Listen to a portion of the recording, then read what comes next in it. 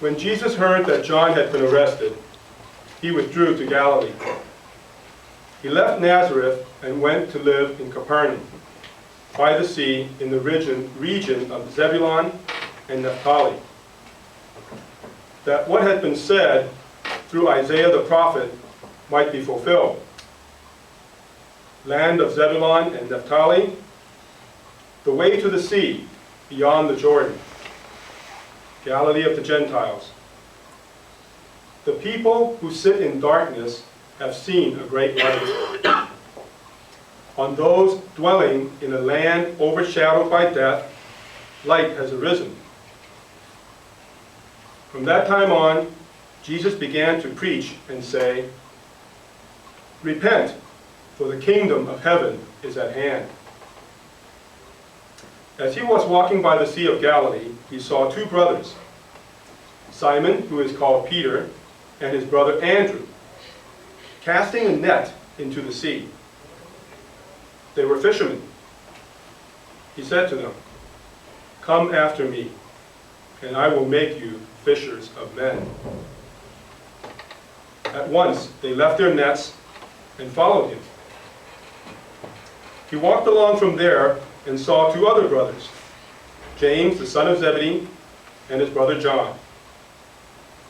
They were in a boat with their father, Zebedee, mending their nets. He called them, and immediately they left their boat and their father and followed him. He went around all of Galilee, teaching in their synagogues, proclaiming the gospel of the kingdom, and curing every disease and illness among the people. The word of the Lord. Thanks be to God.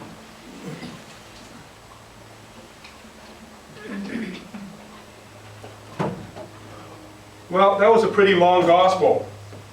So do you all want a long homily? I didn't think so. So I'm just going to really bring out two things. Okay? One is the Bible, and the other thing is this fish right here. Okay? These are the two things I want to bring out.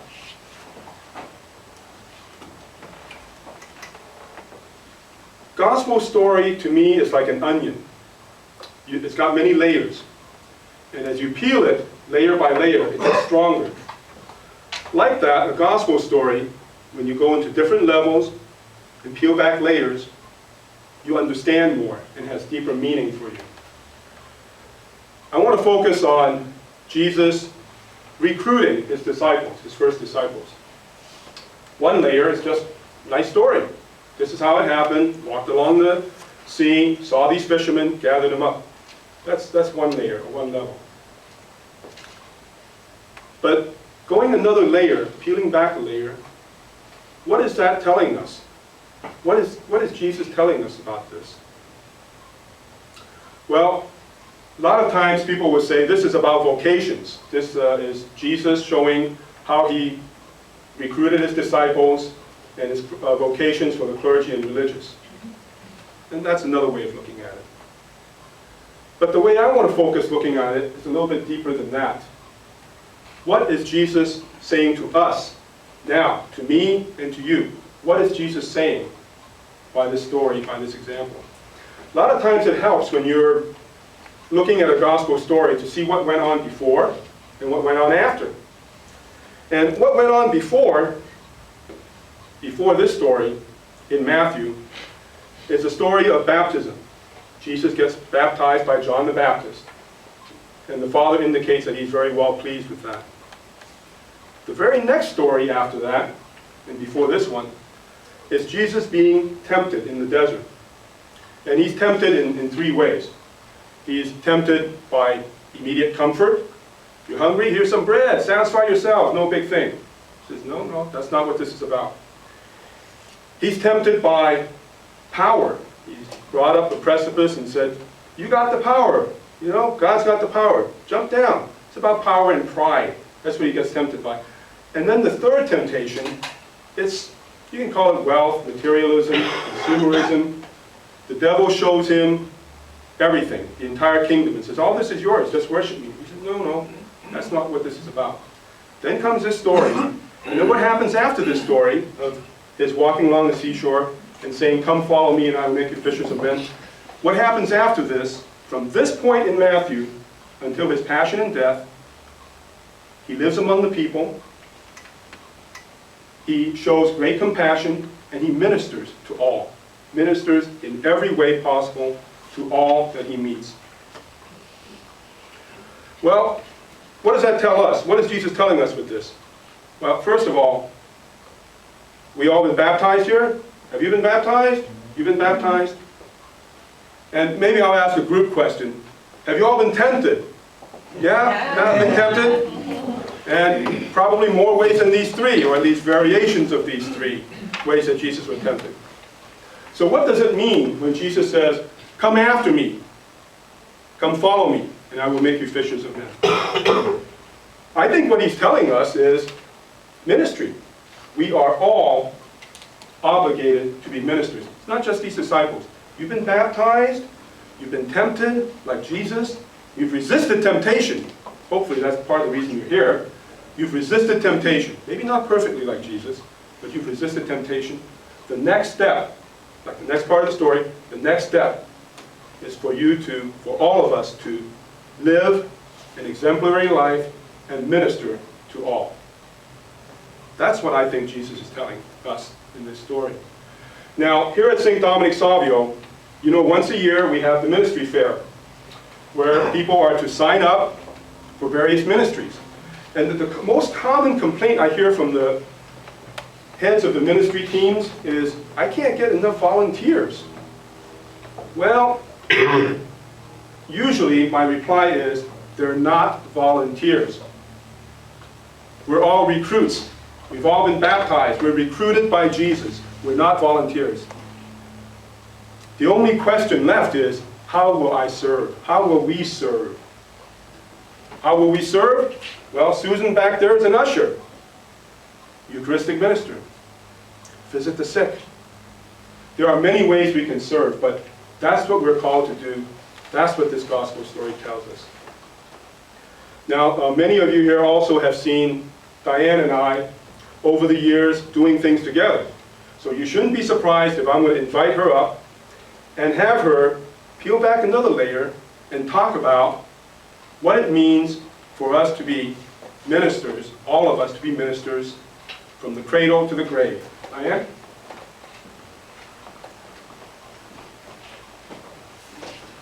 Well, Joe has been talking about the baptismal call to follow Jesus.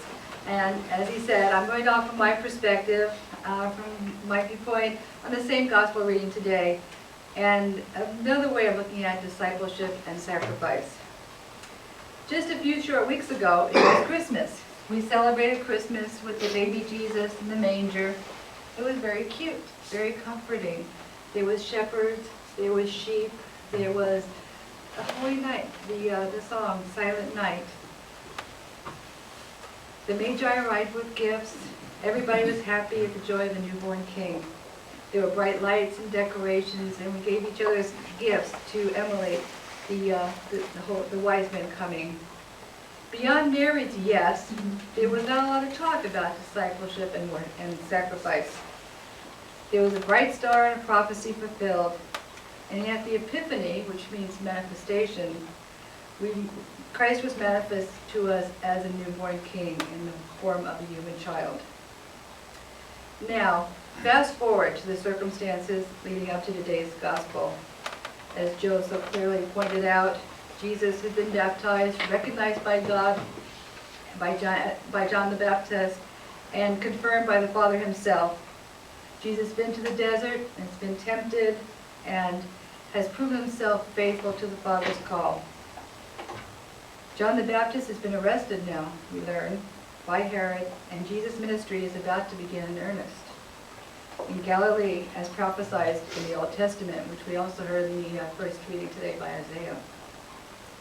Jesus calls out to Simon Peter and Andrew, fishing with their father, and then out to James and his brother John, also working with their father. He calls them to come with them and drop everything. They do it even though the Jewish custom in those days was not for the teacher or the rabbi to seek out his disciples, his followers, but rather for the followers to follow a teacher based on their perception of his reputation for learning and holiness. They do not seem to be looking for a teacher, at least not right at the moment, because they're fishing, they're with their families fishing. Yet, they agree to go at once. They must have been very impressed by the attractiveness of this teacher, and that now Christ is manifested to us as the fisher of men. Well, imagine the sacrifices involved in this type of action. First of all, I wonder how the fathers felt. I don't know how many siblings they had, how many, Simon, Peter, and Andrew, and James, and John. I don't know if they had siblings.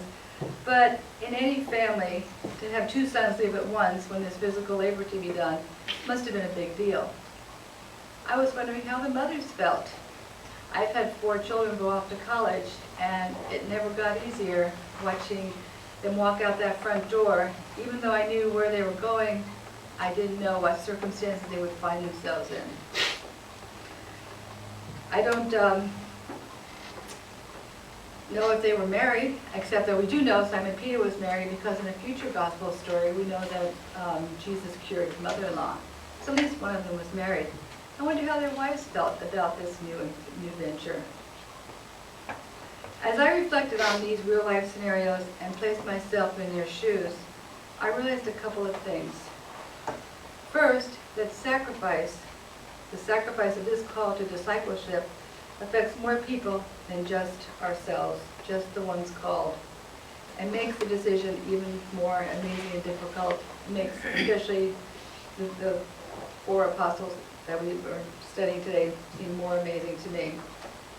And I also realized that Jesus' call was just not to follow him and listen to him, but it was to buy into his mission, to engage into his mission, which was to become fishers of men. The call of discipleship they received would ultimately lead to Calvary, the resurrection, Pentecost, and except for one apostle, to martyrdom, to their very lives being taken. This leaves me with a question for all of us today. What type of sacrifice are you willing to make to be followers of Jesus? What sacrifices are we willing to put our families through, have our families make? I must admit, there are times when I would rather remain back at Christmas with all the serenity and cuteness of the infant Jesus in the manger swaddled against the cold night, not thinking about sacrifice and hardship. When the going gets tough, I'd rather be naive and innocent. But this is not what we're called upon to do. Isn't Jesus calling on us to make the hard decisions, the tough choices, when it's not socially popular or accepted? And isn't Jesus calling us to follow him to Calvary and beyond? We encounter this call to holiness through tough choices we make every day. When a coworker gossips, do we join in or do we stop the conversation? When a pro-abortion advocate speaks, do we advocate for life or change the topic? When we receive too much change back, do we immediately inform the cashier? It means not fudging on my income taxes or going back to the store I inadvertently left with merchandise. It means giving up on parties and family events when ministry at the church calls. It means working for a lot less money or agreeing for my spouse to make less money because we're both answering God's call. What kind of follower of Jesus are you going to be? Are we going to remain with the infant Jesus in the manger? Or are we going to follow Jesus all the way to Calvary with all the sacrifice and hardship that might involve? The reward, of course, is not in Calvary, it's in the resurrection. By raising from the dead, Jesus has defeated death itself and opened the door to everlasting life for all of us. So maybe the question shouldn't be whether or not you want to stay in the manger, but if from the manger, can you see the resurrection? And can you, like Peter, James, and John, drop everything and come at once?